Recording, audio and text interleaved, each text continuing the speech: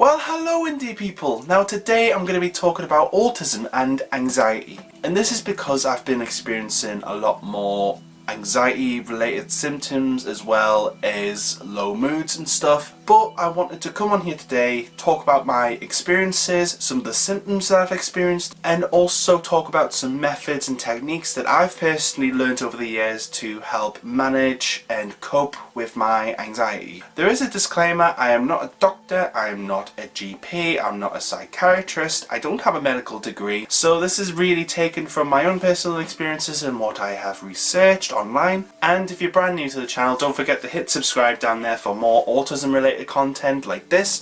And let's get on with the video. Now, anxiety by its definition is the fear of something, whether this is going outside for example or talking to strangers. It is the irrational fear and uncontrollable fear of those things. Anxiety doesn't just affect autistics, it can affect anyone and everyone at any age, gender, race. However, when I experience anxiety, it's mainly around the way things are done, the way that I process information and the way that I like to do things.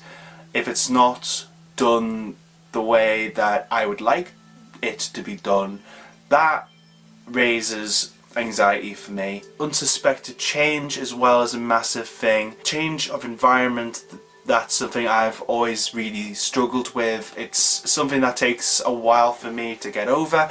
Now, anxiety can affect two parts of the body. So there's a psychological, of course, which is the brain, and there is the physical. So psychologically, someone can lose patience, there's difficulty concentrating on things, potentially thinking about the worst outcome, there's depression, difficulty sleeping, and also having an obsession over one or more things, which is an OCD autism trait. Physical symptoms: there's excessive thirst, there's tremors, muscle ache, dizziness, headaches, pins and needles, stomach upset, needing to go to loo more. For me personally, when I am experiencing anxiety initially, before any kind of breakdown, I get really sweaty, like my heart goes out of my chest a lot of the time.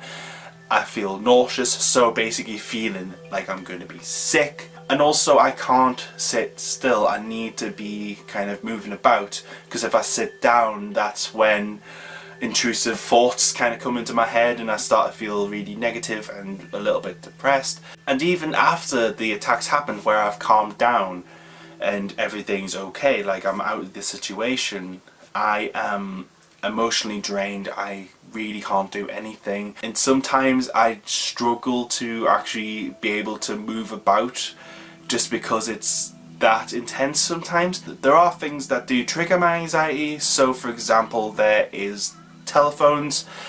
I rarely answer my own telephone, but for work I have to answer the telephone, you know, talk to people, answer their queries, try to resolve their issues, take in information, all of these sorts of things. But this is something that's become more and more manageable. However, there are times when it's been an intense phone call. It does get a bit tense for me and it becomes a little bit unmanageable sometimes. Also, I didn't have a process in place to be able to answer the phone and just kind of follow the process in my head. There was a lot of unknowns, and unknowns for someone on the spectrum can lead to anxiety and anxiety related symptoms. Also, busy places can be a little bit of a stressful period for me as well. However, even though these are my triggers, I have come up with methods, techniques and coping strategies that have helped reduce my anxiety or helped avoid anxiety ever presenting. Now, these are things that I've come up with over the years, and they may or may not work for you. That's absolutely fine. However, the first thing that I use to help with my anxiety, and it's a main coping strategy for me, these things. These are my headphones. They are Bluetooth. It's a brand called Enquiries, and these are fantastic. Now, for those who don't know, I'm in a band. I love music, and for me, music is a really great therapy. Now, for me, music is a coping strategy because It's something that I am really passionate about. It's something that I can personally relate to because I know how to play an instrument, etc. However, when I'm out in public and I'm not with people that I know, etc., these are an absolute godsend. Music in general is a godsend. I'll leave a link for these down below if you're interested in some Bluetooth wireless headphones, because these are really good, because I have used others in the past which are not really comfortable. When I've had other headphones in the past, they've literally crushed my ears, so literally I can't feel my ears, which just makes everything worse, quite frankly.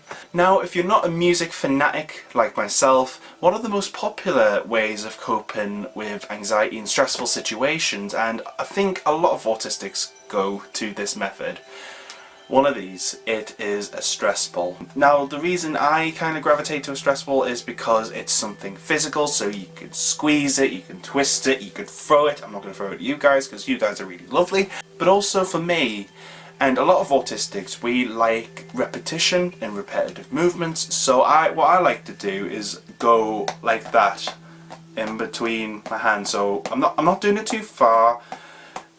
It's just kind of mesmerizing to watch. Any kind of repetitive movement like this can really help someone in a stressful situation. And I'm pretty amazed that I'm looking at the camera and still able to do this. I've got the viewfinder on the top, but I'm still looking down the lens. It's quite cool, actually. I'm going to stop. Also, another practical thing that I've personally done is go for walks. Now, I know going for walks is exercise technically. You know, you're going out in public, that sort of thing. But for me, I personally love going for a walk because I can go out with these, blast some Dragon Force, or whatever mood I'm in really. Go for a walk and let the adrenaline just take me where I want to go. And actually it really does help going out for a walk because it's time to yourself, you're able to think. You're also getting the exercise as well, which is actually proven to be quite good for people with mental health problems. Not just anxiety, but just general mental health and well-being. Now, another thing that I have done in the past, I haven't done this recently, but scream into one of these. Now, obviously it's a pillow, I realise that. However, I personally find it really good when I'm feeling anxious and I need a quick way to kind of release that anxiety and tension, to kind of scream into the pillow. So like, it's not really audible, you can't really hear it, but for me it's kind of a good way to release that nervousness and frustration quickly. Now, lastly, one of the things I like to do when I'm anxious or stressed is watch YouTube videos. Now, obviously I make YouTube videos, but I tend to watch comedy stuff when I'm anxious, so old Vine video compilations, try not to laughs, Mad Lib challenges, those sorts of things. This is because I really feel that comedy and laughter is really good for someone's well-being.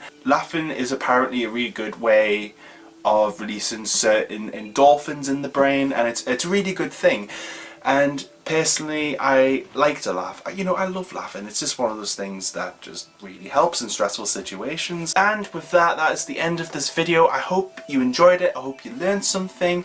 And I hope you've possibly found some new ways of coping with your anxiety if you're on the spectrum or not. Also, I would love to know what your ways of coping with anxiety, stressful situations are. If you do something in particular to help with your anxiety that you think might help another person, please leave them down below. It'd be great to have a conversation. And of course, if you liked this video, please give it a thumbs up, subscribe if you're brand new. Stay you, stay indie. I hope you have a really good day, and I will see you all very soon. See you later, guys.